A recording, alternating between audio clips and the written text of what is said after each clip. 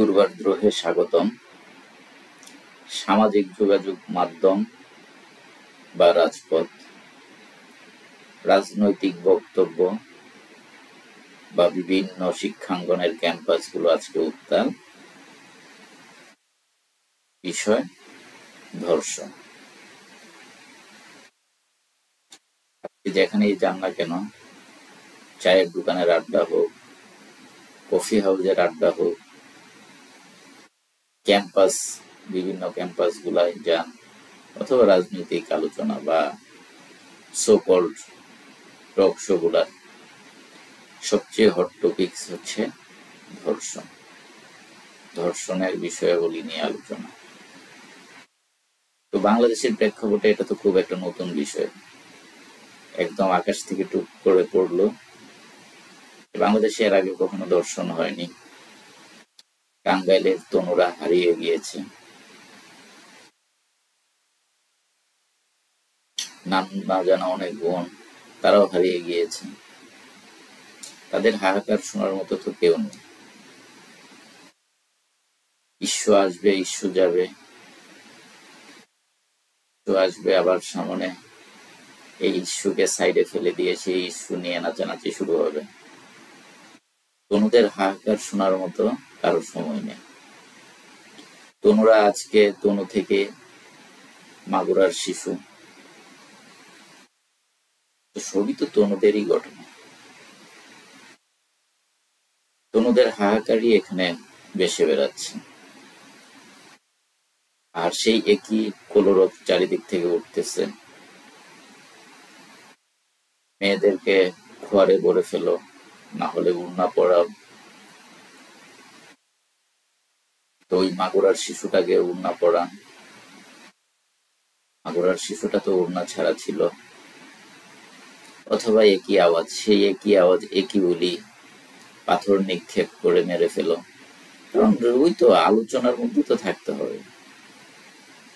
বাস্তববাদী বা বাস্তবতার যে আলোকে কোনো সিদ্ধান্ত নেওয়া, সেটার তো কোনো প্রয়োজন নেই। হতে আমরা এখনো শত আলোকবর্ষ দূরে রয়েছি। তনুদের হাহাকার আমাদের কানে পৌঁছাবে না। তনুদের হাহাকার আবার সেই মাগুরার শিশুতে যাবে, অথবা অন্য কোনো জায়গায়, হয়তো বা কোনো দর্শিত নারীর কাছে তনুদের হাহাকার পৌঁছাবে। এই হায়নাদের সমাজে, যেখানে প্রতিটা ব্যক্তি এক একটা হায়না, সেখানে তনুদের হাহাকার পৌঁছাবে না।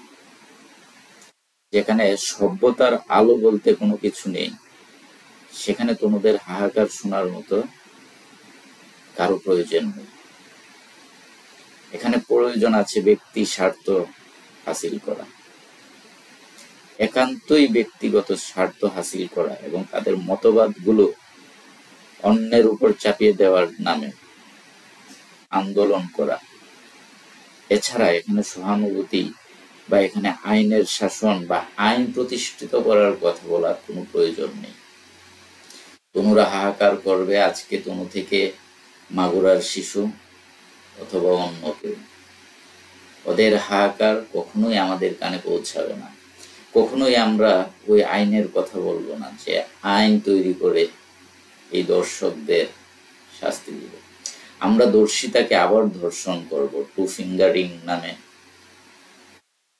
ভিসেরা টেস্ট নামে ধর্ষিতাকে ধর্ষণ করব, আবারও ধর্ষণ করব, ওড়না পেঁচানোর নামে ধর্ষণ করব, ইট পাটকেল মেরে শাস্তির বিধান করার নামে ধর্ষণ করব। আমরা কখনোই বলবো না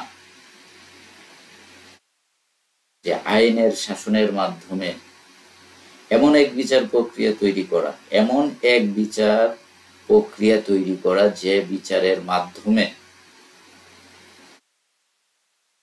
আইনকে সমুন্নত রেখে এমন এক শাস্তির বিধান করা যে শাস্তি দেখে ধর্ষক কেন, একজন সমাজের কীট যে সেও ভয় পাবে ধর্ষণ করার জন্য। এইরকম এক বিধান আমাদের প্রয়োজন, কিন্তু আমরা সেই বিষয়ে কথা বলবো না। প্রয়োজন নেই, কোনো প্রয়োজন নেই। কারণ আইন বলতে কি সেটাই তো আমরা বুঝি না। সভ্যতা থেকে তো আমরা শত কালোবর্ষ দূরে রয়েছি, সভ্য সমাজের সাথে তো আমরা যেতে পারি না।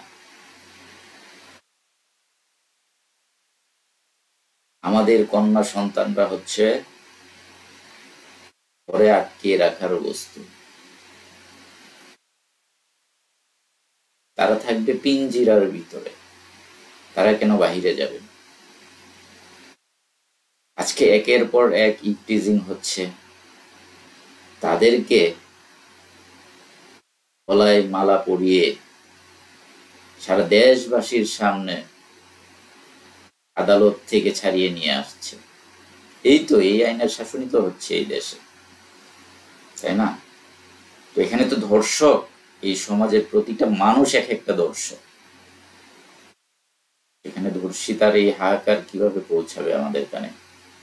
আমরা তো রয়েছি ওই ক্যাম্পাসে মোমবাতি প্রজ্বলন করা। তনুর বিচার হয়েছে? হয়নি। কিছুদিন উত্তাল ছিল সারা শহর, সারা বাংলাদেশ। এক সময় তনুকে ভুলে গিয়েছি আমরা। মাগুরার শিশুটি, সেটিকেও ভুলে যাব। কিচ্ছু যাবে আসবে না আমাদের, কিচ্ছু যাবে আসবে না। আইন আদালত তাদেরকে মানার কোনো প্রয়োজন আমার বা আপনার নেই। আমরা আইন বা আদালতের মাধ্যমে এই ধর্ষকদের বিচার দাবি জানাবো না। কেন জানাবো না? কারণ একটাই, যদি এই কলে আমরাই ফেসে যাই।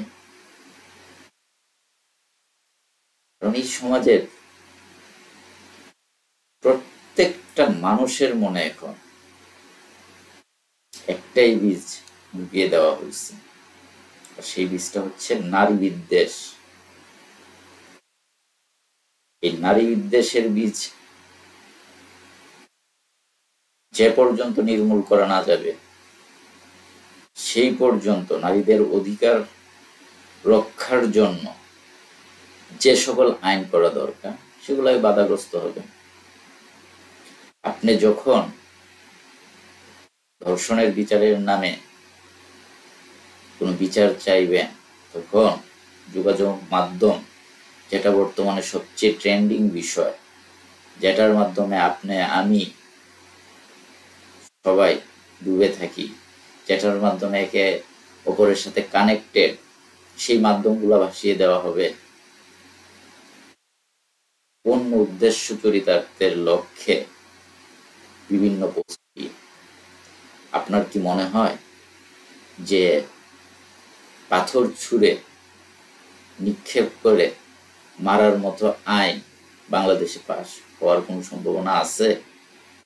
নাই। কিন্তু সেই আইন পাস করার জন্য আপনি শত শত ফেসবুকের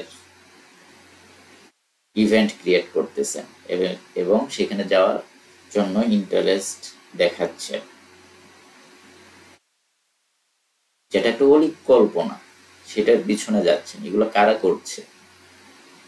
ওই ব্যক্তিরাই করছে যারা এই ধর্ষণের আইন যাতে বাংলাদেশে সঠিক যে আইনটা আছে সেটা যেন ইমপ্লিমেন্ট না হয়, খুব দ্রুত পর্যায়ে যাতে এই ধরনের আইনগুলো সম্পর্কে মানুষ কথা বলতে না পারে।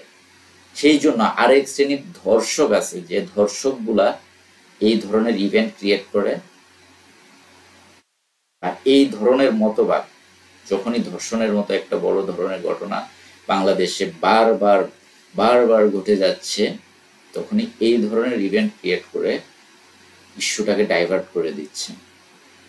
কই, কেউ তো এই ধরনের ইভেন্ট ক্রিয়েট করে না যে আসুন আমাদের যে আইন ব্যবস্থা আছে, যে আইন আছে সেটার মধ্যে কি আছে ধর্ষণের শাস্তি, যদি সেইখানে কোনো ল্যাকিংস থাকে সেইগুলাকে এক সপ্তাহের ভিতরে সরকারকে বাধ্য করা, সেইগুলাকে চেঞ্জ করার। ইসেরা শট, টু ফিঙ্গারিং, যত ধরনের পরীক্ষা আছে ধর্ষণের জন্য, সেগুলাকে বাতিল করে ডিএনএ টেস্ট থেকে শুরু করে যে ধরনের আধুনিক টেস্ট প্রয়োজন সেইগুলোর ব্যবস্থা বাংলাদেশে, সেইগুলোর ব্যবস্থা করার জন্য সরকারকে চাপ দেওয়া এবং সেইগুলোর জন্য আন্দোলন করা, যত দ্রুত সম্ভব ধর্ষককে বিচার করা, সেই আইনগুলো ইমপ্লিমেন্ট করা। এগুলো সম্পর্কে কয়টা ইভেন্ট তৈরি হচ্ছে, কোন ক্যাম্পাসে এগুলোর সম্পর্কে আন্দোলন হচ্ছে। তনু গিয়েছে, মাগুরা এসেছে, মাগুরার শিশু যাবে, আরেক শিশু আসবে। পত্রিকা খুললে প্রত্যেকটা দিন ধর্ষণের যে নিউজগুলো আসছে, মাগুরার এই শিশুটার পরে না হলেও আমি 10 থেকে 15টা ধর্ষণের নতুন খবর পেয়েছি। কি হচ্ছে? কিচ্ছু হচ্ছে না, কোনো কিছুই হচ্ছে না। কারণ ওই যে হায়ানা তো এই সমাজ, হায়ানা শুধুমাত্র ধর্ষক না, হায়ানা এই সমাজের প্রতিটা মানুষ। উদ্দেশ্য হাসিলের উদ্দেশ্যে, শুধুমাত্র নিজেদের উদ্দেশ্য হাসিলের উদ্দেশ্যে এরা রাজপথ মাতাচ্ছে, যোগাযোগ মাধ্যমগুলোর ফিডগুলো মাতাচ্ছে, আপনাকে আমাকে ডাইভার্ট করছে, যাতে এই ধরনের আইন নিয়ে কথা না বলি, যে আইনগুলো ইমপ্লিমেন্ট করলে দর্শকদের শাস্তি নিশ্চিত হবে। আপনার আমার আবেগ নিয়ে খেলা করছে, আপনার আমার ধর্ম নিয়ে খেলা করছে, যাতে করে আপনি এবং আমি আমার আপন সন্তানদেরকে পিঞ্জিরার ভিতরে আটকিয়ে রাখতে পারি। কেন রে ভাই? কে ওড়না পড়বে সেটার দায়িত্ব কি আমাকে কেউ দিয়ে দিচ্ছে? না, দায়িত্ব দেয় না। কে বাহিরে যাবে কি যাবে না সেটা তার একান্ত, একদম একান্তই একজন নাগরিকের অধিকার রয়েছে। সে পুরুষ হোক নারী হোক, সে যেখানে ইচ্ছা সেখানে যাবে।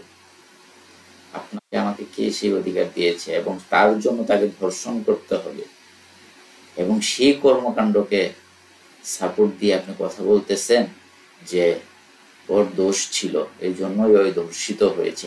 আরে বেটা, তুই নিজেও তো একটা ধর্ষক।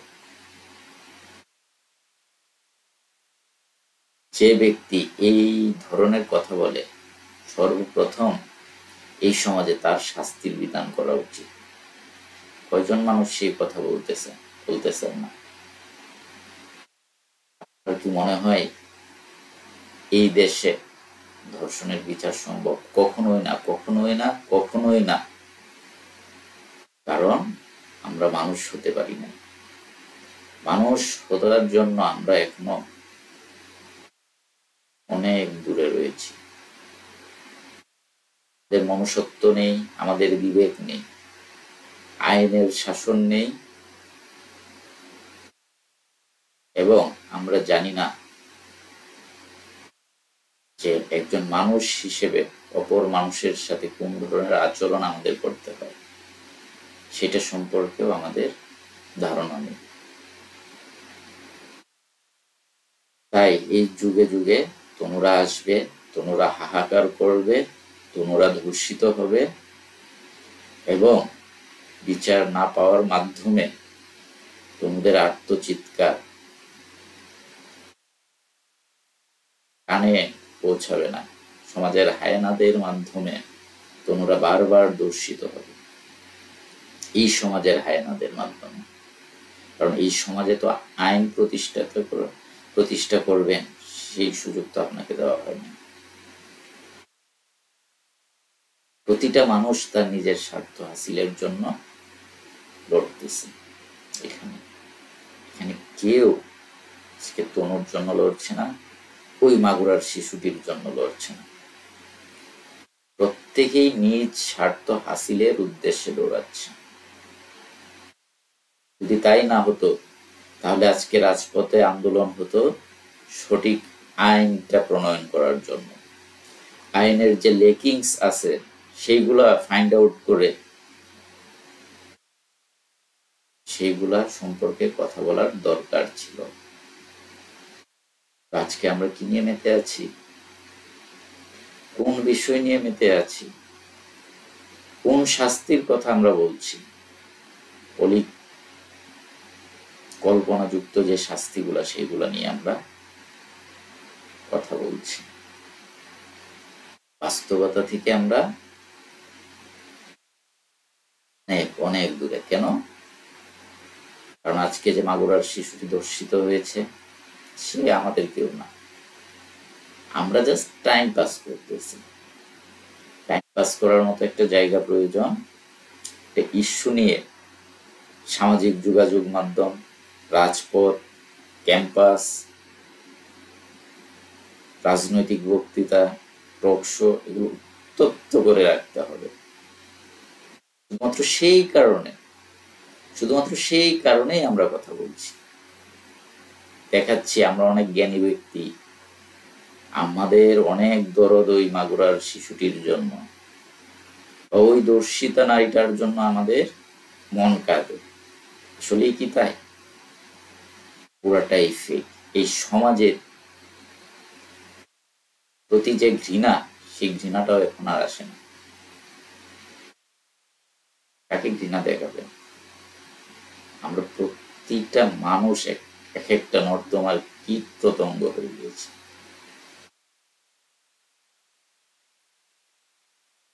আমরা নর্দমার কীট। এই সমাজটা এখন আর বসবাস যোগ্য নয়। সেটাই হতো তাহলে সর্বপ্রথম আইনের শাসনের কথা বলা হতো। কই, আজকে তো স্বৈরাচার নাই। ধরলাম যে স্বৈরাচার ছিল 16 বছর, সেই জন্য হয়তোবা এমক নেতা তমক নেতা সেই নেতার দায়, সেগুলো ঢাকার জন্যই কাজ করতেছে। কই, আজকে তো কেউ না। আজকে তো সো কল্ড একটা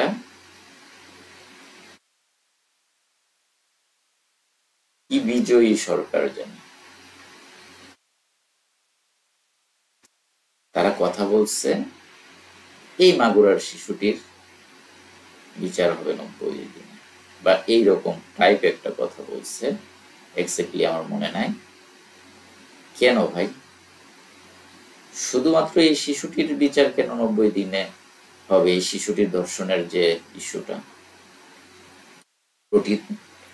বাংলাদেশে যে কয়টা ধর্ষণ হয়েছে প্রতিটা ধর্ষণের কেসগুলোর জন্য আলাদা ডিপার্টমেন্ট হবে।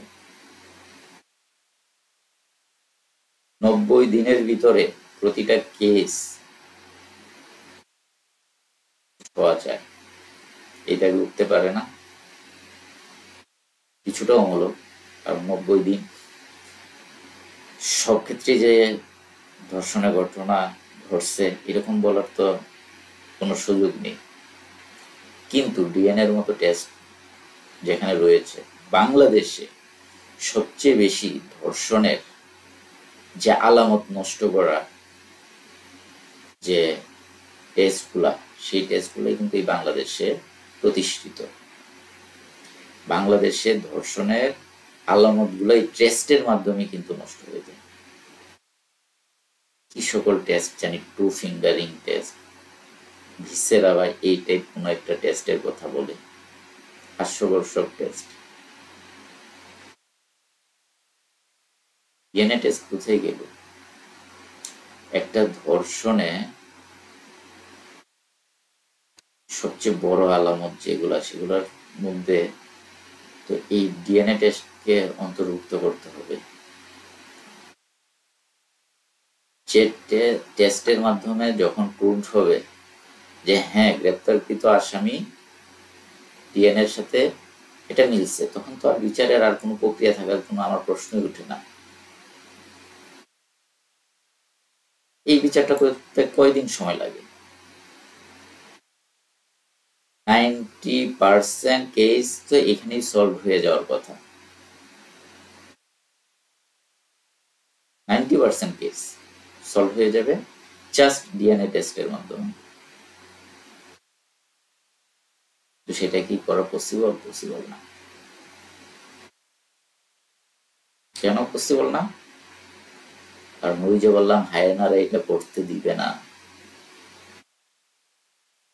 এই প্রক্রিয়ায় যদি হাত দেওয়া যায়, স্বতন্ত্র নারীদের রক্ষার জন্য যদি একটা টিম গঠন করে দেওয়া যায়, তাহলে অনেক ধরনের সমস্যা আছে। এই সমস্যা তো থাকবেই, সমাধান করা যাবে না। এটার যদি সমাধান হয়েই যায়, তাহলে অনেক দিক থেকে ফায়দা উঠানো যাবে না। তাই এই জায়গায় কেউ হাত দেওয়ার সৎ সাহস পায় না। সকল সরকার বলেন, স্বৈরাচার বলেন, আর যেই বলেন, কেউই এই বিষয়গুলো ইমপ্লিমেন্ট করতে চাইবে না। বিষয়টা তো এখন পরিষ্কার, লুকোচুরির বিষয় এখানে এখন আর নেই। তো হট টপিকস বাদ দেন, এই সন্তানগুলো আমাদেরই মা, বোন, আমাদেরই সন্তান। ভবিষ্যতে যারা ধর্ষিত হবে তারাও আমাদেরই মা, বোন বা সন্তান। তাদেরকে রক্ষা করার দায়িত্ব। হিট না হয়ে একদিন বাঁচুন। আওয়াজ উঠা, কিসের আওয়াজ উঠাবে? পাথর মেরে ধর্ষক চেয়ে না, সঠিক আইন প্রয়োগ করে, আইনের যেখানে দুর্বলতা আছে তা ফাইন্ড আউট করতে সরকারকে চাপ দিয়ে দ্রুত সময়ের ভিতর ধর্ষণের বিচার নিশ্চিত করার আন্দোলন গড়ে তোলার সময় এখন।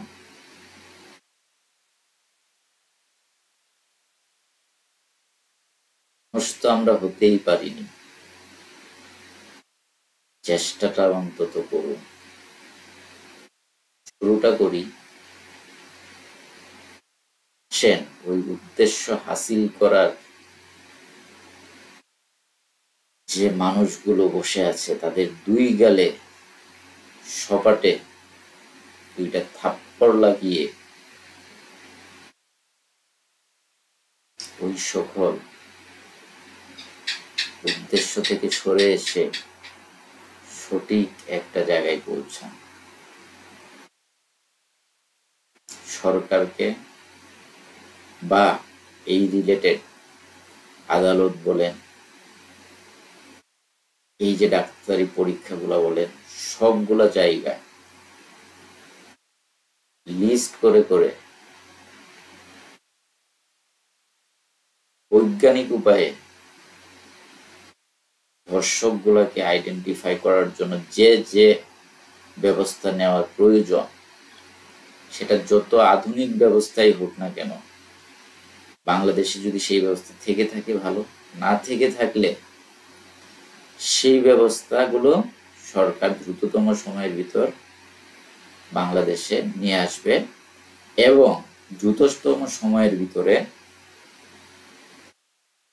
একটা আইনের মাধ্যমে, পরীক্ষা নিরীক্ষার মাধ্যমে, যে পরীক্ষার মাধ্যমে বোঝা যাবে যে হ্যাঁ ওই ধর্ষক জড়িত, সেই বিচারগুলা 90 দিন হোক বা 100 দিন হোক, তার মধ্যে শেষ করতে হবে।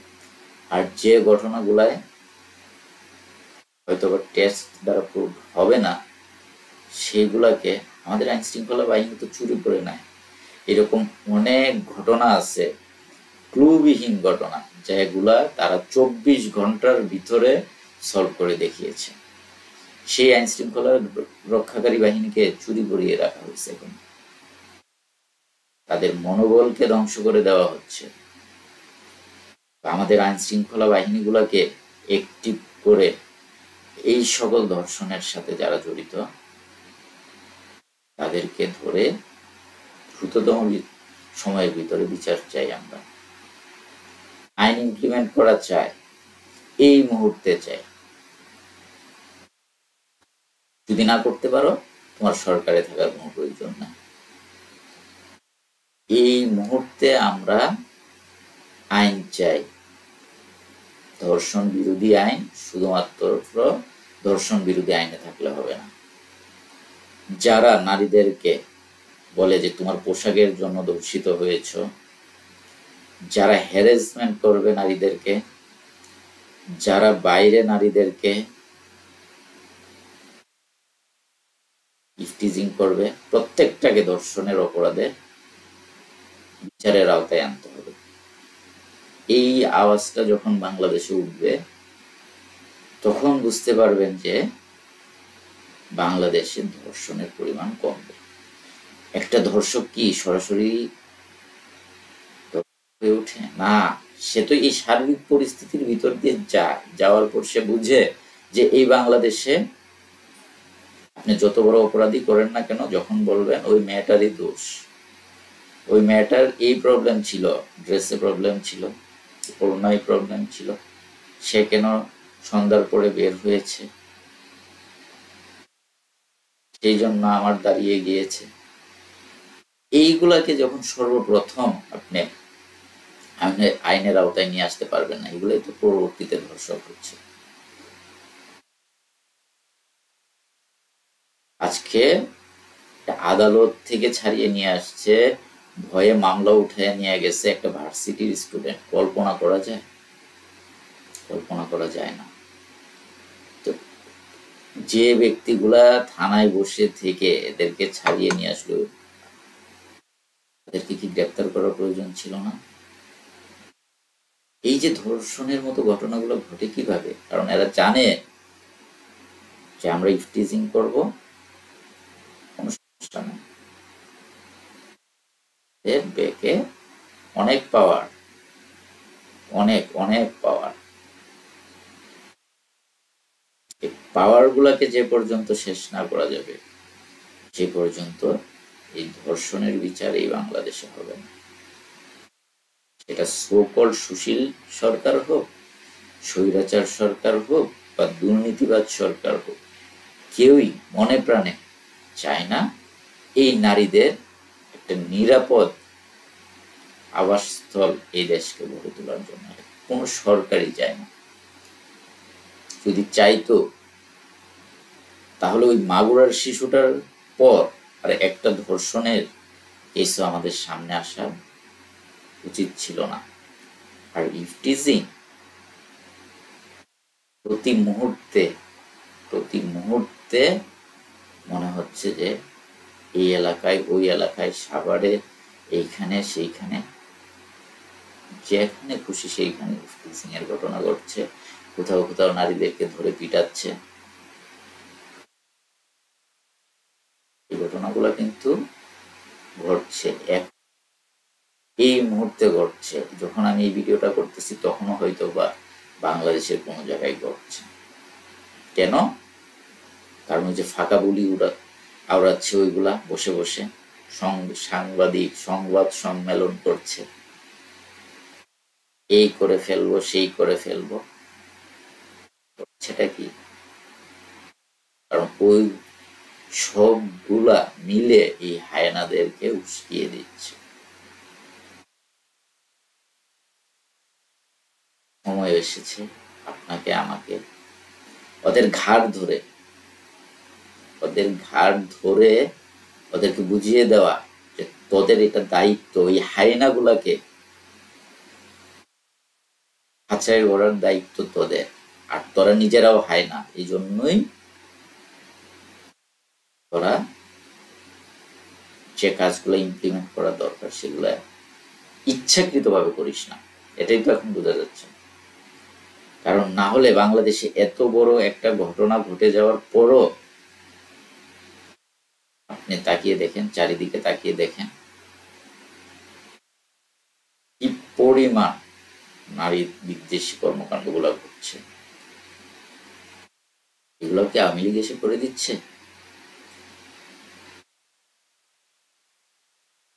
এখন তো আবার কথায় কথায় একটাই কথা, সব করছে আওয়ামী লীগ। এগুলো আওয়ামী লীগ এসে করছে।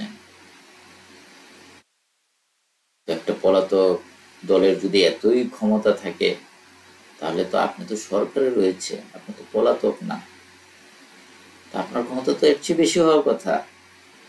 কোথায় আপনার ক্ষমতা?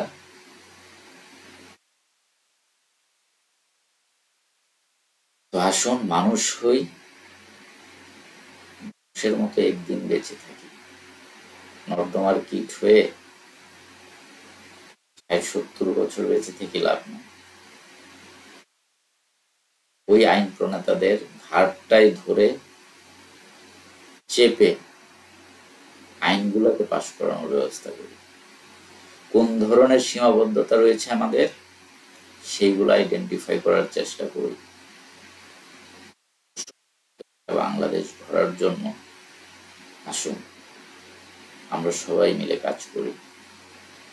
শুধুমাত্র এই সরকারের আশায় বসে থাকলে ওদের হাহাকার এই বাংলাদেশ থেকে কখনোই যাবে না। বাংলাদেশের আকাশে বাতাসে শুধু তনুদের হাহাকার শুনতে পারবেন।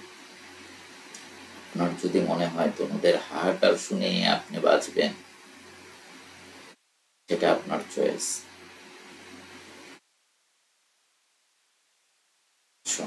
আবারও ভাবুন এবং প্রতিজ্ঞা করুন এই বাংলাদেশকে ধর্ষক মুক্ত এক বাংলাদেশ হিসেবে আমরা প্রতিষ্ঠিত করব ইনশাআল্লাহ।